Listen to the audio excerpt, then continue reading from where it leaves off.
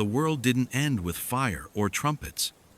It ended with silence, broken only by screaming. I remember thinking that this was finally an honest world. No pretending. No laws pretending to matter because someone agreed they should. Everything that was ugly before just stopped wearing masks. People like me thrive when the masks come off. I was in a hardware store when the first one came through the front window, middle-aged woman, blood soaking through her blouse like a bad wine stain. She didn't scream. That was the unsettling part. She just climbed through broken glass and fell onto the linoleum with a wet slap, fingers clawing, jaw snapping like a busted hinge. The cashier froze. I didn't. I picked up a framing hammer from the rack beside me and brought it down into her skull until it stopped moving. It took more swings than I expected. Bone is tougher than you'd think. I felt it through my arms, each impact vibrating straight into my shoulders. When it was done, the cashier was vomiting into a mop bucket and looking at me like I was a monster. I remember smiling at him, not because I enjoyed killing her, though I didn't hate it, but because I already knew something he didn't. I was going to live.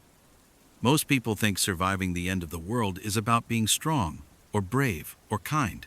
They imagine farmers and fathers and women who patch wounds and hold hands. That's comforting. It's also bullshit. Survival belongs to people who don't hesitate. People who don't lose sleep over doing what needs to be done. People who can look at another human being and decide, in half a second, whether they're useful or in the way. I left the hardware store with a duffel bag full of tools, a crowbar, and enough canned food to last a week. The cashier begged me to take him along. He said his name was Daniel. He said he had kids. I told him I was sorry. Then I locked him inside when the first siren started wailing down the street. I didn't look back. The city burned over the next 3 days. Not all at once, more like pockets of violence, flaring and dying. Sirens fading into gunfire, gunfire fading into screams, screams fading into the constant low moan that would become the soundtrack of the dead. I moved at night. I avoided crowds. I killed when I had to and stole when it was easier.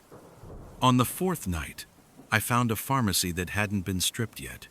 I smashed the back door, taped my sleeves tight, and cleared the aisles one by one. A man crawled out from behind the counter with half his throat missing. I ended him quickly and took painkillers, antibiotics, bandages. I wasn't hoarding out of fear. I was investing. By the end of the first week, I realized something important. The dead weren't the real problem. The living were. You could predict the dead. Slow ones drifted towards sound. Fast ones burned out quickly. They were stupid, relentless, honest in their hunger. Though people panicked, they formed groups too quickly, trusted too easily, argued about morality while the world collapsed around them. They shared supplies when they shouldn't. They hesitated when they should have acted. I watched a family get torn apart because the father refused to leave the grandmother behind. I watched a group of neighbors die because they voted on what to do instead of deciding. That's when I stopped thinking of myself as someone just trying to survive. That's when I started planning. I found a warehouse near the river.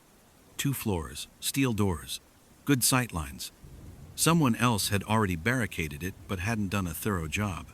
I fixed that, reinforced the doors, set noise traps, cleared the surrounding buildings so nothing could surprise me from close range. Then I waited. People always come looking for safety. The first group arrived on day 12. 3 men, 2 women, 1 teenage girl. Armed, but badly organized. They spotted my lights and called out. I stayed quiet, watched them through a cracked 2nd floor window. They argued among themselves for nearly 10 minutes. I learned who was scared, who was aggressive, who deferred to whom. When I finally answered, I did it calmly, friendly, told them I was alone, that I'd secured the place, that I could use help. They were so relieved. I let them in. For 2 days, I played the role they needed. I shared food. I laughed at their jokes. I helped reinforce defenses and went on supply runs. I learned their names, their skills, their weaknesses. On the third night, I waited until they were asleep. I shot the loud one first. The gunshot echoed like thunder inside the warehouse. The others woke screaming. I shot one of the women as she ran. The second man tried to fight. I broke his knee with a pipe and let him bleed out. The teenage girl locked herself in the bathroom. I sat outside the door and told her she had a choice. She could come out and be useful, or she could stay inside and starve. She came out. I didn't kill her. Not yet. I needed someone to carry things. That was the first time I felt it, the thing I'd been circling around since the hardware store. Power. Not the loud, obvious kind. The quiet certainty that I decided who lived and who didn't. That the rules were whatever I said they were. That the world had finally shrunk down to something manageable. I buried the bodies by the river and kept the warehouse. By the end of the first month, people were whispering about a safe place near the water. A man who could protect you. A man who knew what he was doing. They started calling me a leader. I didn't correct them. Leaders get loyalty. Loyalty is just another resource. And resources are meant to be used. Evil isn't loud, not the kind that lasts. Evil is patient. It listens. It waits for people to tell you exactly how to hurt them. The girl's name was Lily, 16, too thin, eyes always darting, shoulders hunched like she expected the world to strike her at any moment. She slept on a mattress in the corner of the warehouse, flinching every time I moved too fast. I told her she was safe. I told her lots of things. The truth was simpler. Lily was an asset. She could run supplies, cook, clean, and most importantly, serve as proof that I wasn't a monster. People trusted a man who protected a child. They didn't look too closely at what that protection cost. She learned quickly. Fear is a powerful teacher. I rationed food strictly. Miss a task, lose a meal. Question me, lose two. She cried the first few times. I ignored it. Eventually, she stopped crying and started obeying. That's how you know someone's broken properly, not when they scream, but when they nod. By the second month, the warehouse had grown into something like a settlement. Not officially. I didn't put up signs or invite crowds. I selected people, couples with skills. Lone survivors, desperate enough to accept rules without argument. Former soldiers, a nurse, a mechanic with a limp and a quiet voice. Everyone got the same speech. This place works because I make hard choices, so you don't have to. They believe me because they wanted to. I made sure everyone owed me something. Extra food for favors, ammunition loans with interest, protection in exchange for loyalty. I never took everything at once. That would have been sloppy. You bleed people slowly. Let them convince themselves it's fair. The dead came, sometimes drawn by noise or the river. We handled them efficiently. No heroics. Spears through the head from the catwalks. Cleanup crews. Fire pits downwind. I trained people just enough to defend the place, but never enough to challenge me. Weapons were stored in a locked cage only I had the key to. Patrols were rotated constantly so no one got too comfortable with any one position. Control is about uncertainty. Lily became useful in other ways too. She listened when adults talked, nodded when they needed reassurance. She told me who was unhappy, who whispered complaints at night, who asked too many questions. I praised her when she brought me information, gave her extra food, let her sleep inside my office when she did well. She started watching people the way I did. That worried me. Then I decided I liked it. The first real problem came with a man named Harris. Harris was older, late 50s, maybe with a preacher's voice and a scarred face. He'd lost his family early and carried that loss like a badge. People listened to him. Worse, they trusted him. He talked about fairness, about shared leadership, about how fear wasn't a foundation that could last. I watched him talk. I watched people nod. So I made an example.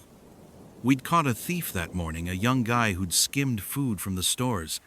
I'd planned to cut his rations and break a finger or two, make it clean. Instead, I waited until evening and gathered everyone. I let Harris speak first. He gave a little sermon about mercy, about how the old world failed because people stopped caring about each other. When he finished, I thanked him. Then I shot the thief in the leg. He screamed, fell, tried to crawl. I told everyone that stealing endangered us all, that if we went soft, we'd die. Then I shot him again, and again. When it was done, I turned to Harris and asked him if he wanted to finish the speech. He didn't meet my eyes. That night, Harris tried to leave with 3 others. Lily told me before they reached the river. I didn't chase them. I let them go head start, and all then fired flares into the sky to draw the dead. The screams carried for a long time. After that, no one talked about fairness. They talked about survival. By the 3rd month, I had a system. People paid taxes in food or labor. Disputes came to me. Punishments were public and proportional, at least on the surface. I let hope exist in measured doses. A shared meal, music once a week, stories about rebuilding. I encouraged relationships. Love makes people predictable. The nurse Maria started pushing back quietly, asking why certain people got privileges, why Lily wasn't allowed to leave the warehouse grounds, why I slept with a gun while everyone else slept with knives. I slept with Maria once. Afterward, she cried and told me she believed there was still good in me. I told her that was her mistake. She disappeared 2 days later.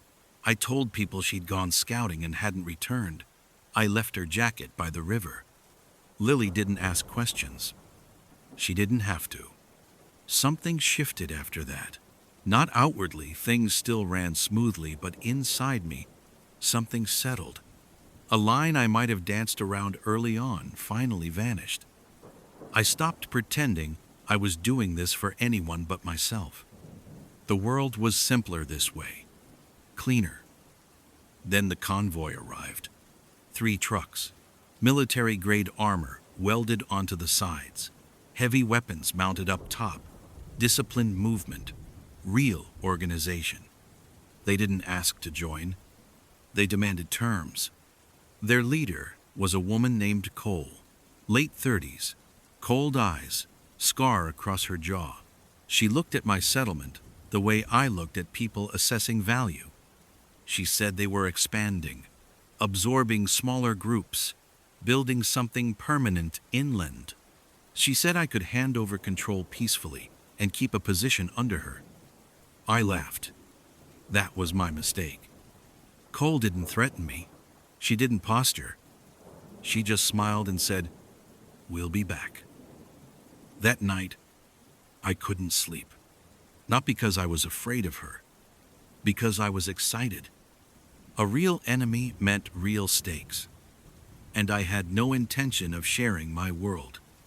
Cole didn't come back right away. That bothered me more than her threats. An enemy who rushes is an enemy who can be baited. An enemy who waits is thinking.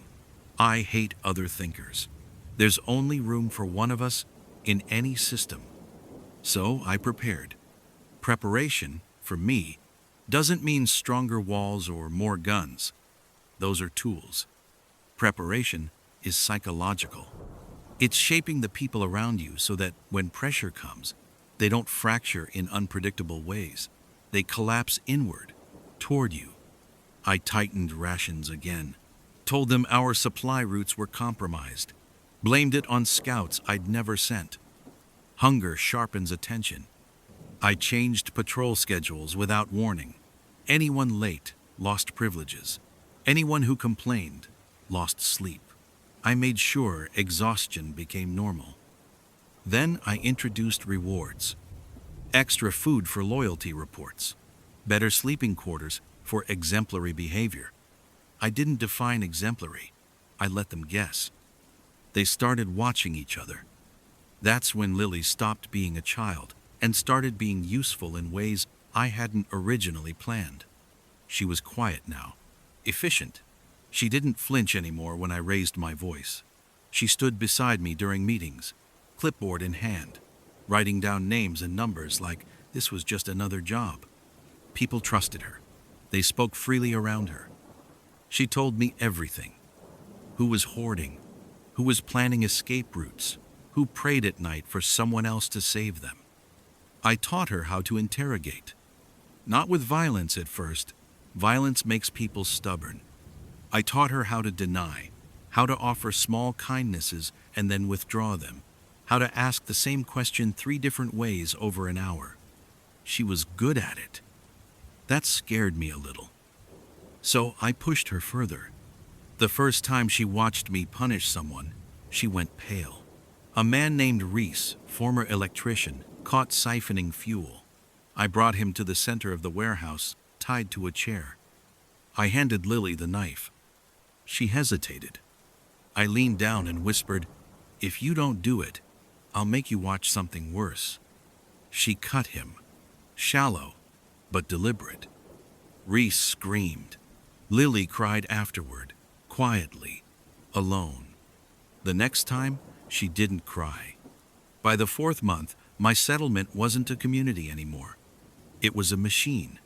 Every person a cog, every action measured by output.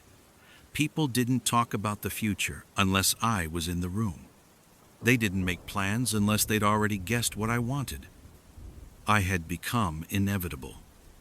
Cole returned at dawn, just as the fog lifted off the river. This time, she didn't bring trucks. She brought fire. Explosions ripped through the outer buildings, shattering windows and sending people screaming into the open. Snipers pinned us down from rooftops I hadn't cleared far enough. It was clean, surgical, professional. I watched from the 2nd-floor office, calm as a surgeon. Panic rippled exactly where I'd expected.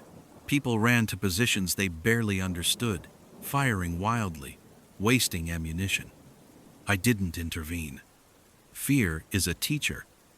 When Cole finally approached under a white flag, I met her alone at the barricade. She complimented my setup, told me I'd done well with limited resources. Then she listed names people in my settlement who'd already contacted her. She said she could protect them. She said she could protect Lily. That was clever. I smiled and told her I'd think about it. That night, I called a meeting. I told them Cole wanted to take over, that she'd kill half of us to make the rest obedient, that anyone who sided with her was already dead. Then I read out the names she'd given me. One by one. I let the crowd react. Let accusations fly. Let terror bloom. Then I shot the first man myself. After that, I handed out weapons. I told them to prove their loyalty. The executions went on until morning. When Cole attacked again, my people fought like animals cornered in a trap. Not because they believed in me, but because they knew there was no mercy waiting for them anywhere else. We repelled the assault. Barely. Bodies littered the riverbank. The dead came in droves, drawn by noise and blood. Cole retreated, wounded but alive.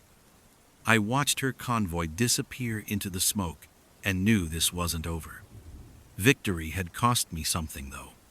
The settlement was smaller now, harder, meaner. But Lily was changing.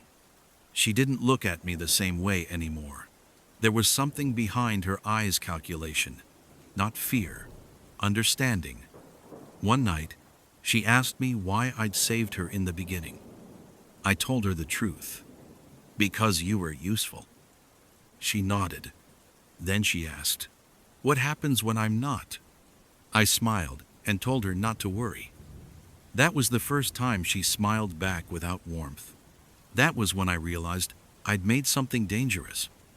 Something that might one day look at me the way I look at everyone else. And I understood something else too.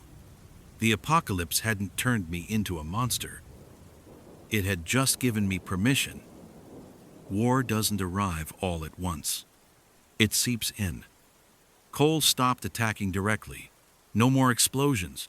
No more snipers testing our walls. Instead, things began to vanish. Supply caches I'd hidden miles away were emptied. Scouts didn't come back. Traps were disarmed and reset wrong, so that the next person to rely on them paid the price. She was studying me the way I studied others. Good. Pressure reveals flaws. Inside the settlement, I let the pressure build. I told them Cole was cutting us off, that we'd need to tighten belts, that loyalty would matter more than ever. I announced new rules, weekly curfews, work quotas, silence hours. People stopped asking why. They just adapted or broke. Those who broke didn't last. I made Lily my second. Officially, I gave her authority over food distribution and labor assignments. People hated her for it. That was intentional.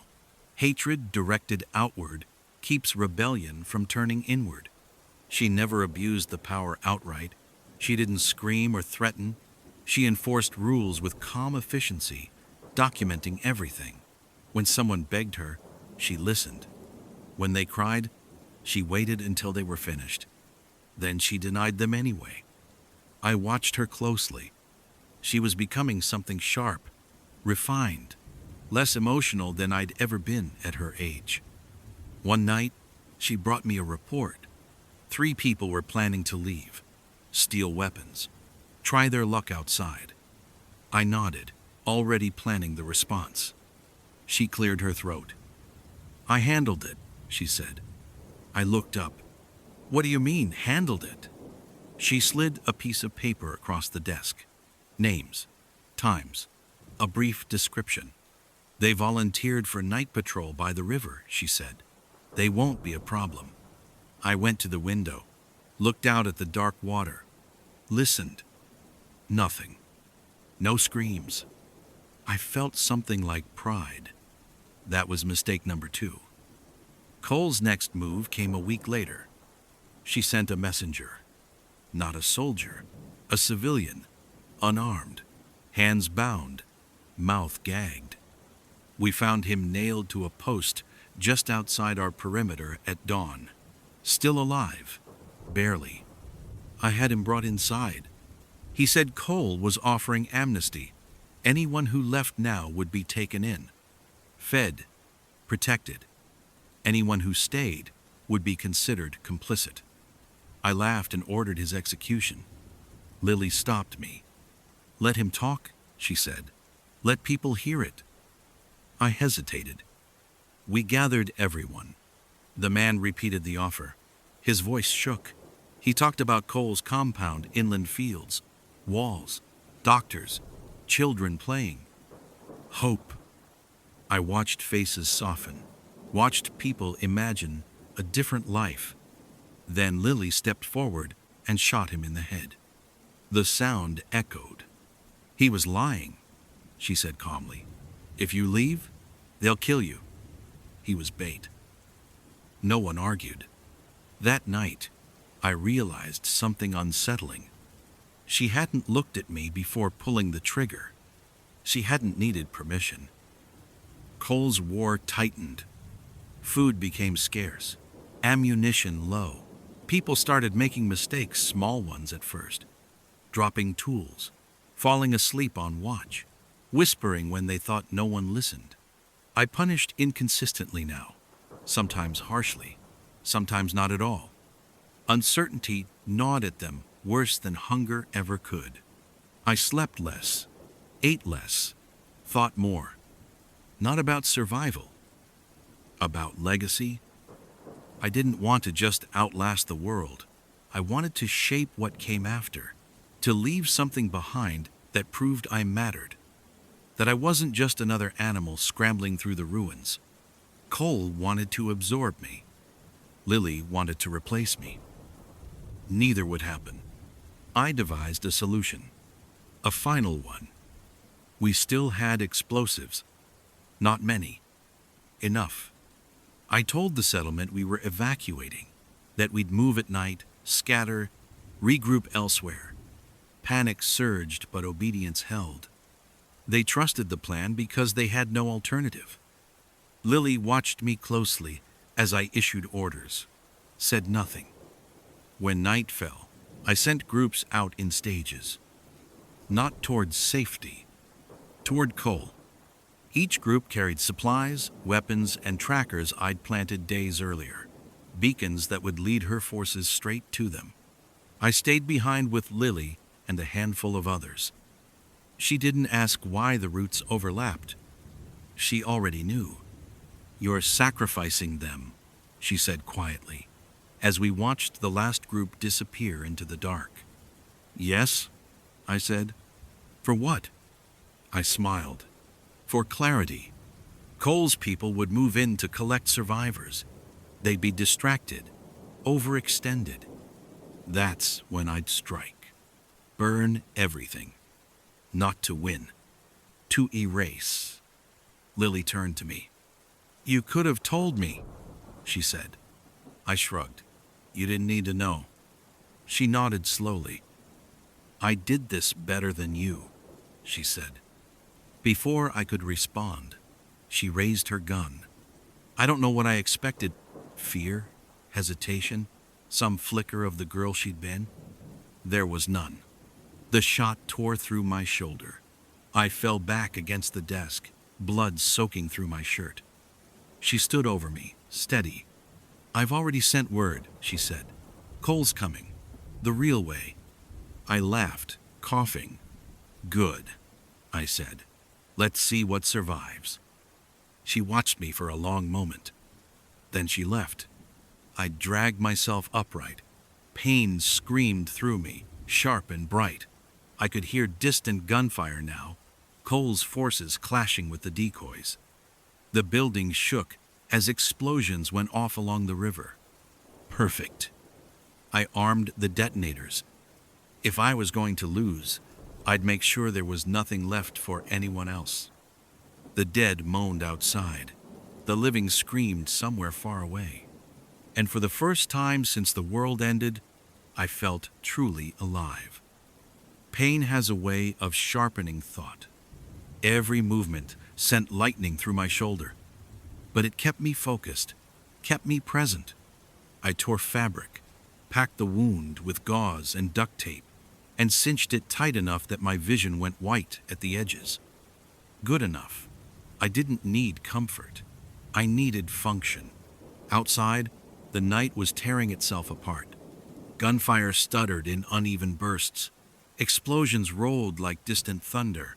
The dead answered in chorus, their moans swelling into something almost ecstatic. Cole had taken the bait. Lily had improved on it. I laughed quietly to myself. Even betrayal had become efficient. I moved through the warehouse like a ghost, flipping switches, opening valves, setting timers. I'd wired the lower level weeks ago, just in case. Diesel, fertilizer, gas lines rerouted from nearby buildings.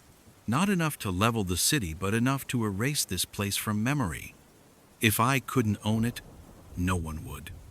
I reached the roof access, just as headlights flared along the river road. Cole's convoy, what was left of it, rolling hard and fast. She'd committed fully this time.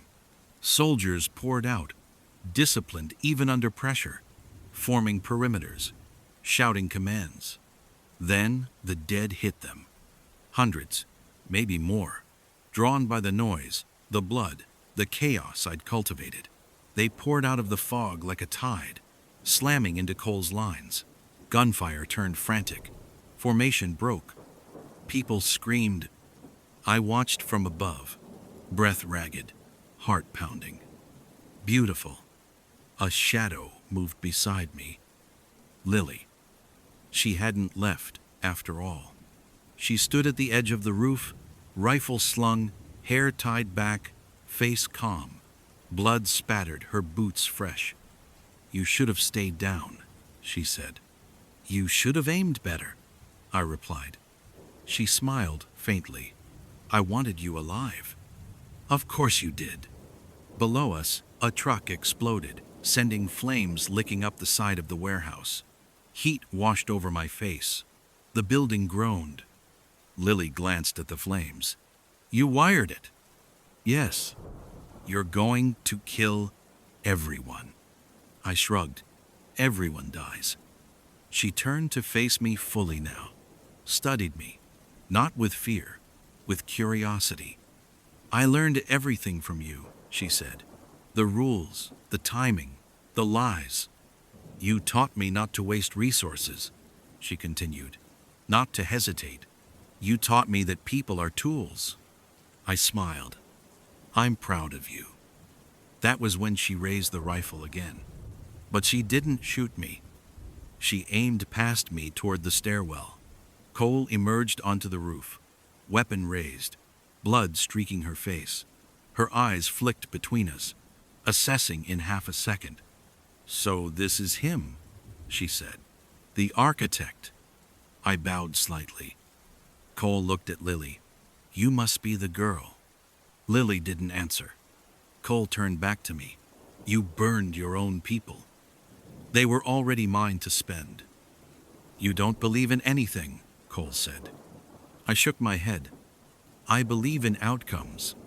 The dead were climbing now, hands slapping against walls, bodies piling, jaws snapping.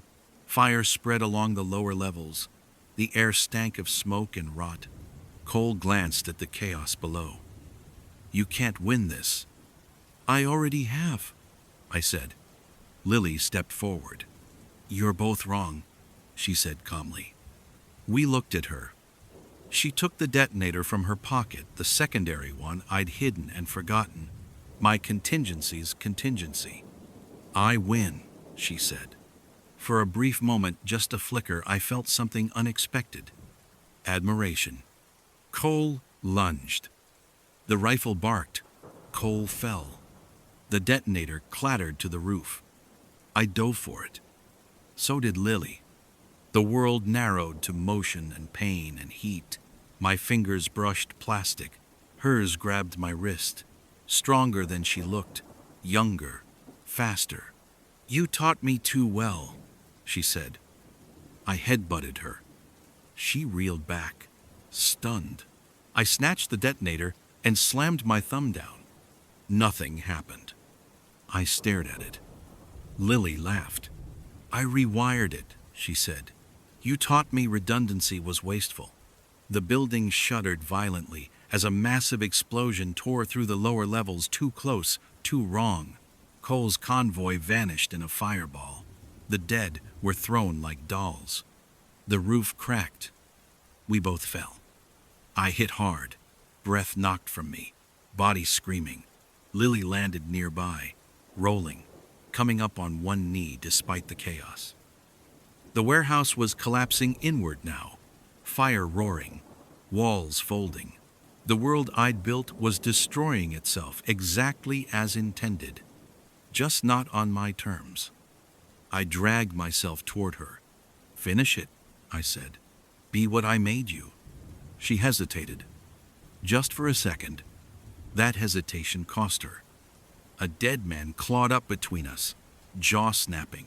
I kicked it aside and lunged, tackling Lily as the floor gave way beneath us. We fell into fire and smoke and screaming darkness. I didn't die when I hit the lower level. That felt unfair. The fall should have broken my neck or crushed my chest.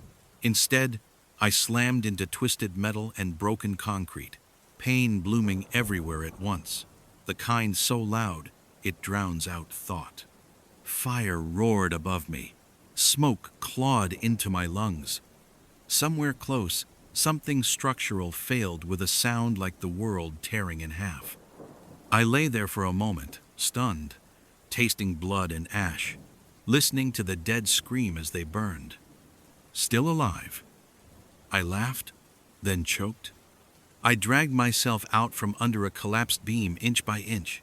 My shoulder was useless, now wet, numb, wrong.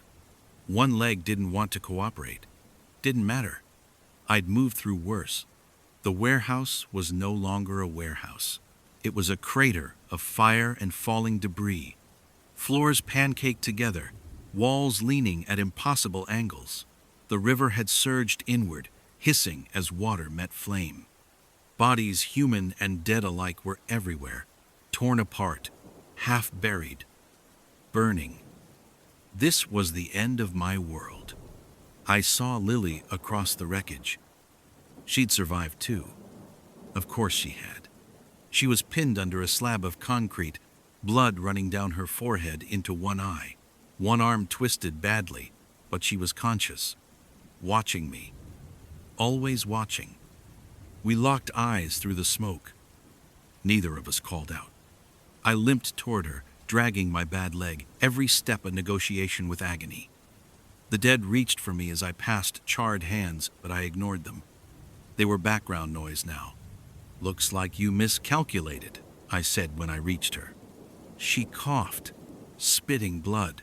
No, I finished the equation.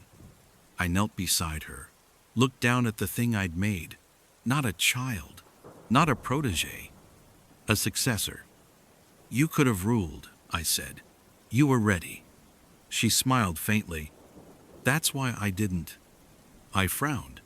"That's a lie." "No," she said. "It's the part you never understood."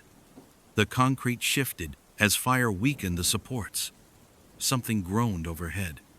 "You wanted to matter," she continued. "To leave a mark. To prove you were right." "You were inevitable," she said. "There's a difference." I raised my good hand. I could end her. Right here. One more decision. One more confirmation of who I was. For the first time since the world ended, my hand hesitated. Not because I felt remorse. Because it didn't matter anymore. The fire spread. The dead pressed in. The river rose. "What happens now?" I asked. She looked past me, toward the open sky above the collapsing roof. "Now," she said, "you don't get to decide." A shriek cut through the smoke high, furious, unmistakably alive. "Cole." She staggered into view from the ruins, one arm hanging useless, face blackened with soot and blood. Her eyes found me instantly. Hatred sharpened her features into something almost beautiful. I stood slowly, turning to face her. "You should have stayed away," I said. "You should have died alone," she replied. The dead surged between us, drawn by the noise. Cole fired wildly. She advanced, relentless. I backed toward Lily without thinking. Cole saw her.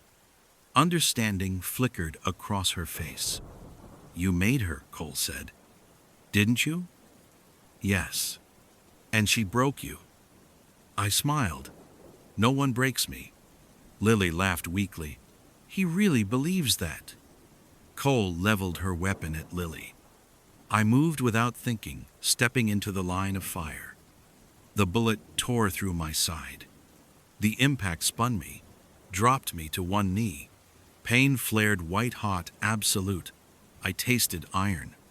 Cole stared at me, shocked despite herself. "Why?" she demanded. I looked up at her, blood soaking my shirt, and realized the answer surprised even me. "Because she's mine." The dead crashed into us then, ending the conversation. Cole vanished beneath a tide of snapping jaws and clawing hands, screaming until she wasn't. The noise faded into chewing and wet tearing sounds. I collapsed beside Lily, breath shallow, vision tunneling. The fire reached the slab, pinning her. She looked at me. "Do you regret it?" she asked. I considered the question carefully. "No," I said, "but I understand it now. Why people like me don't get endings," I said. "We get consequences." The concrete shifted again, cracked. She winced, teeth clenched. I reached out with my good hand and took hers. Not gently, possessively. "When this is over," I said, "they'll tell stories. They'll call me a monster." She met my gaze, steady even now. "They'll be right." The slab finally gave way. The floor collapsed beneath us, dropping us into fire and darkness and roaring water all at once. The impact crushed the air from my lungs. Something snapped inside my chest. Cold rushed in as the river swallowed the ruins. I felt myself sinking, heavy, tired. Lily's hand slipped from mine. For a moment, in the cold dark, I thought I saw the world as it truly was. Not good or evil, not heroes or villains, just choices stacking on top of each other until they buried you. I made mine. The river closed over my head, and for the first time since the end of the world, I let go.